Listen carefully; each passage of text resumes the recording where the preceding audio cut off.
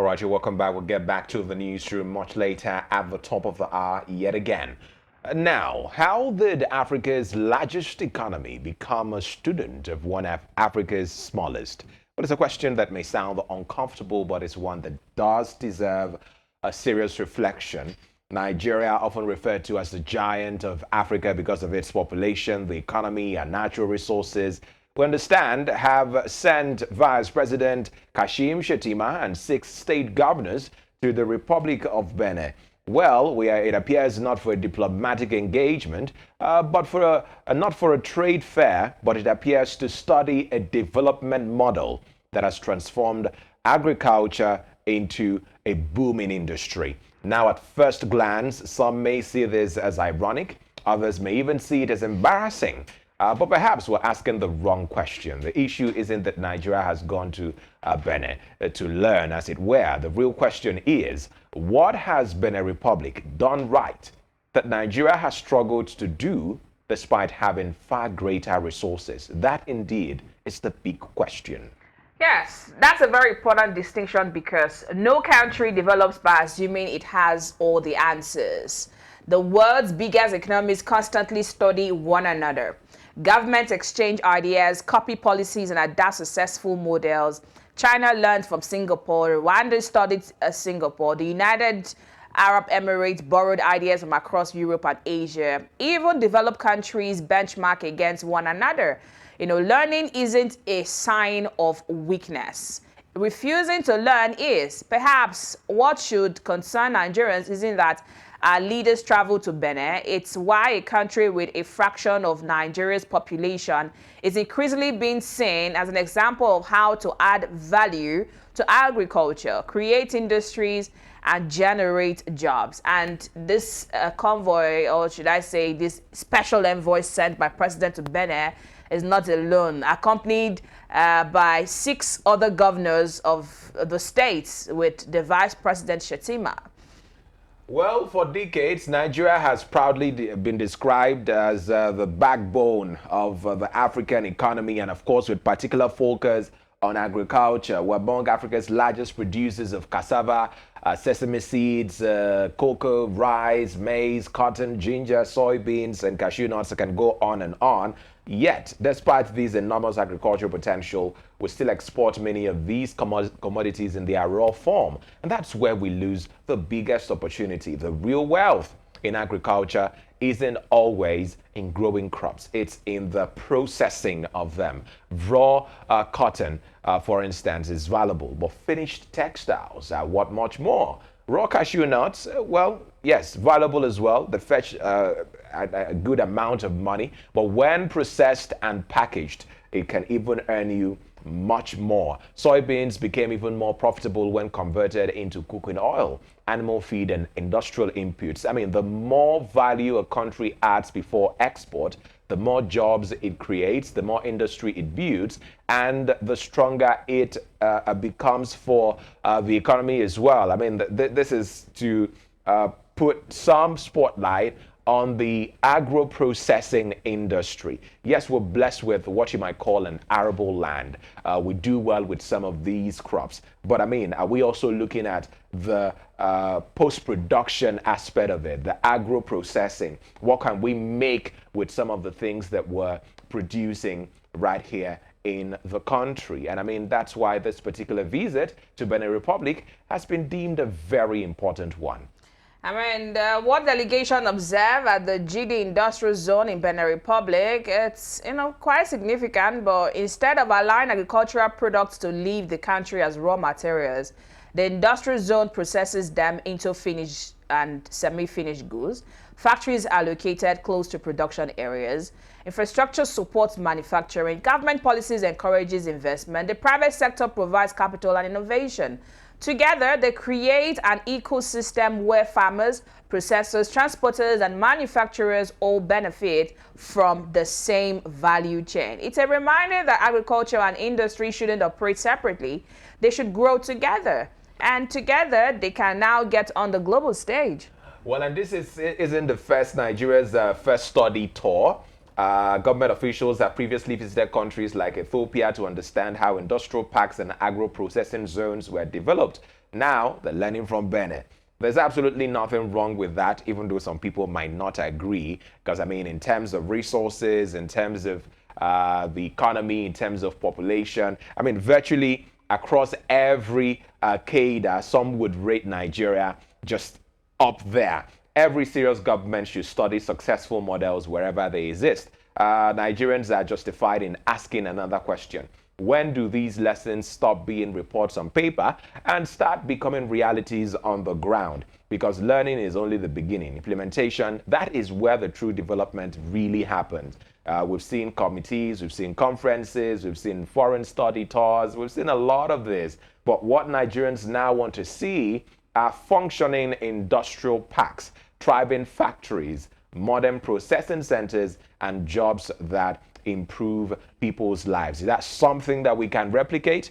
That is the big question. Yes, indeed. I mean, Nigerians sometimes, equates development with building more roads or constructing new government offices, and for agencies as well, building gigantic, structures for agencies and all. But those projects are important, don't get me wrong. But sustainable economic growth comes from production.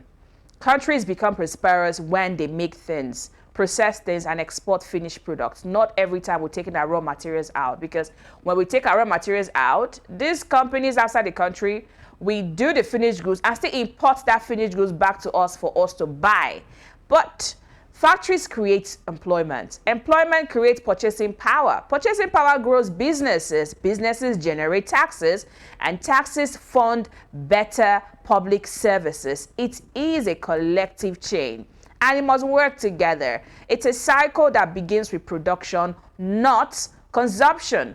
So the better or the earlier, I mean, we've been here before, but it's not too late to do the right thing. The earlier we get into our business, small businesses are a backbone of any economy. So now we need to focus on businesses, whether the nano businesses, the small, even the informal sector, they're doing a lot. We can't all depend on oil. We can't depend on exporting our raw materials over and over again, and then the finished goods is being imported back to us to purchase. So if we do empower, factories where they create jobs, and those employments can now, of course, if I'm employed, I'm being paid salary, I'll be able to afford to buy food. And when I'm buying that food, my purchasing power is being increased, and that purchasing power will increase the business. And that business now will generate taxes. Those taxes will go back even to the system, because I'm going to be paying my tax as a business person. So it takes just deliberate attempts for us to get it right. And I love the way that you're plotting the graph, Marianne. I mean, if we're going to replicate this success in Benin Republic, it won't be automatic. Industrial zones require reliable electricity, efficient transportation, access to finance. Marianne has spoken to some of those issues. Security as well. I mean, we have places in the north where farmers have been sacked from their farmlands.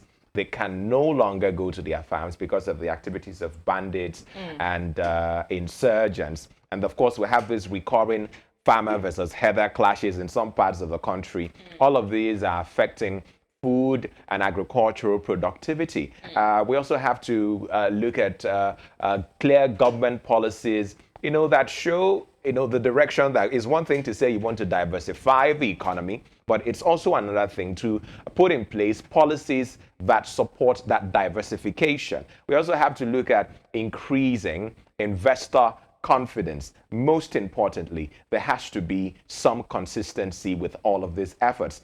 Development isn't built in one budget cycle or even one political administration. It requires leaders who are willing to think beyond the next election and invest in projects whose benefits may only become fully visible years later. And this is perhaps the reason why the president believes he's doing really well, because, I mean, when he is making some of these efforts to see how we can further diversify the economy, achieve non-oil growth in the economy. I mean, he just feels like, yes, it's a step in the right direction. But economic experts will look at it and say, can we be consistent with it? Or is this something that is going to end with this administration if they do not get what I'd love to call a resubscription at this point. So, I mean, a lot of angles and conversations from this particular story. Right. I mean, you saw the story, you saw the visit. It made rounds on social media. You had comments to say, why would the giant of Africa be going to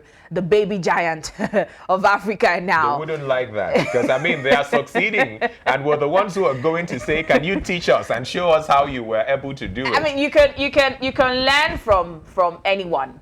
Learning, it doesn't stop with a certain level, right? You can learn. They are doing it right. The presidency wants to see what we can also copy and bring back home for us to also do it right. But the problem here, or should I say some of the observations by some Nigerians, is when we go there to learn from Benin Republic and how they've done with their industries and all, are we going to bring it back home and implement it? And how long would the implementation take?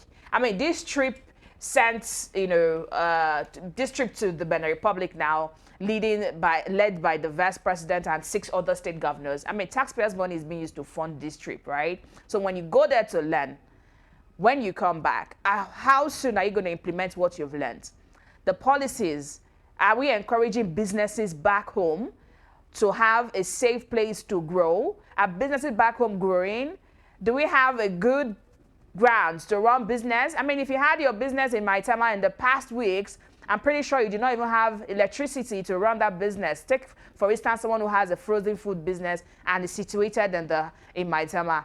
I'm pretty sure the amount of diesel and petrol you would have bought will even outrun the profits of the business. So do we have an easy ground for business to run? First off, so if you bring all of what you've learned, how quick are you going to implement them? I know you've got thoughts on this comment, on this story, in particular, Nigeria. When you see the headline, Nigeria sends troop to Benin Republic, led by its vice president, to understudy their industry there. I mean, it calls for, Nigeria to Benin Republic? Of course, you might want to say that. It raises kind of eyebrows, but we can learn from anyone. But what we have learned, are we going to implement it? Is it the first time we've sent delegates outside the country to go and, mirror other industries, other businesses in the country, outside the country, to see how they run it? It's not the first time. But what have we done with the information that we've gathered? What have we done with what we've seen when we come back home? What have we done with all of those information? Your thoughts are very much welcome. You can let us know your thoughts as well. Is it a welcome development? Yes or no? It's you to tell us what your thoughts are